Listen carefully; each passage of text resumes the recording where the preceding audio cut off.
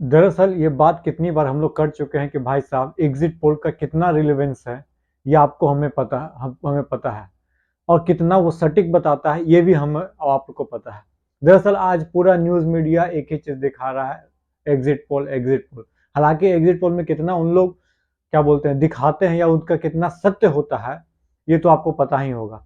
ज़्यादा दूर जाने की ज़रूरत नहीं, हरियाणा चुनाव पहुंच जाइए, झारखंड पहुंच जाइए, चलिए कुछ नहीं तो पहुंच जाइए आप लोकसभा का चुनाव। और ये भी नहीं याद है तो बिहार के जो लोग होंगे बिहार का चुनाव याद कर लीजिएगा 2020 वाला। क्या स्थिति थी, क्या बताया गया था, जो तेजस्वी 170 180 पार बताया गया था, क्या हुआ जो। लेकिन फिर भी चर्चा जब कर रहे हैं तो मैं आपको बता देता हूं कि भाई साहब एग्जिट पोल में 10-11 एग्जिट पोल में लगभग मैक्सिमम में 7 से 8 में आम आदमी पार्टी हार रही है। और क्या बोलते हैं बीजेपी 27 साल बाद सत्ता में वापसी कर रही है। दरअसल किसने क्या दिया है पहले मैं वो आपको बता देता हूं। जैसे चाणक्य स्ट्रेटजी ने बताया है कि 39 से 44 सीट तक आ सकता है बीजेपी को, और आम आदमी पार्टी को 25 से 28 सीट के अप्रॉक्स, और कांग्रेस को 2 से 3 सीट दिया है। वहीं पे मेट्राइज का जो है उन्होंने बोला कि 35 से 40 सीट है, बीजेपी एक तरफा जीत रहे हैं। 32 से 37 सीट हो सकता है कि थोड़ा सा 19-20 हो जाए। और 0 से 1 कांग्रेस, 8% कांग्रेस के पास वोट, 44% आप, और 46% कहा गया है कि बीजेपी के पास। वहीं पे पीपल इनसाइट की बात करें तो बीजेपी 40 से 44, 25 से 29 आम आदमी पार्टी, 0 से 1 कांग्रेस। वहीं पे पीपल इनसाइट होगा। पी मार्क की बात करते हैं तो इन्होंने क्या दिया है कि 39 से 49 सीट जो है बीजेपी को आ जाएगा। 21 से 31 सीट आपको आम आदमी पार्टी के आने का उम्मीद है। वहीं पे 0 से कोई कांग्रेस खाता खोल दिया तो बहुत बड़ी बात है।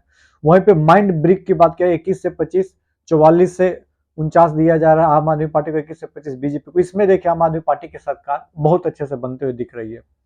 दरअसल आज मैं एक चीज बोल रहा हूँ, एक पुराना इंटरव्यू बहुत सारा वायरल हो रहा है। एक वायरल हो रहा है आपको अंजना ओम कश्यप को, जिसमें मनीष सिसोदिया बोलते हैं।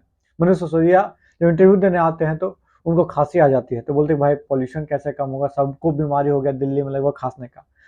तो मनीष सिसोदिया जी बोलते हैं नोएडा वाले भी खांस रहे हैं देख लीजिए। तो बोले मैं नोएडा में काम करती हूँ, रहती तो न्यू दिल्ली ही में। तो आप मैक्सिमम आवर कहाँ बिता रहे हो, वर्किंग आवर। उसके बाद सुधीर चौधरी जी का मैं आपको बता देता हूँ, वो भी बोले कि भाई साहब क्या दिक्कत लगा कि रोड ठीक नहीं है दिल्ली का। दूसरी चीज क्या दिक्कत लगी कि पॉल्यूशन एयर क्वालिटी इंडेक्स जो है 330 पहुंच गया। ये दोनों, और बहुत सारे लोग जो क्या बोलते हैं जीडी गोदी जीएम गोदी गोदी मीडिया जी खूब एकदम जो एग्जिट पोल आया उस पर बड़ाई तमाम तरीके से उसको क्या बोलते हैं बढ़ा चढ़ा के दिखाने की कोशिश की जा रही है।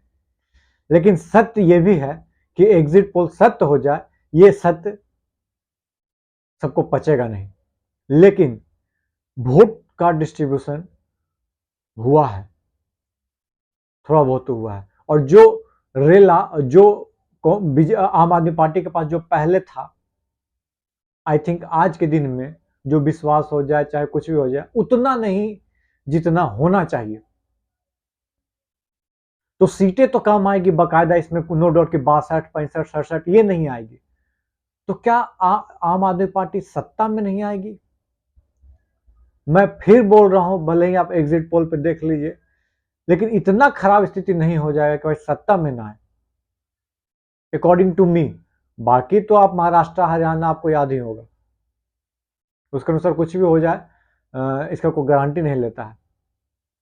लेकिन आज भी एग्जिट पोल आने के बाद भी मेरे को लगता है देखिए ना मैं दिल्ली में रहता हूँ, न दिल्ली का वोटर हूँ, ना कुछ हूँ, लेकिन अकॉर्डिंग टू द सिनेरियो सब कुछ देखने के बाद, एनालिसिस करने के बाद तो लगता है कि भाई साहब सरकार तो आम आदमी पार्टी की ही बनेगी, जैसे ही बने। कांग्रेस की बात कर ले तो कांग्रेस के पास शायद थोड़ा सा डिले कर दिया उन्होंने।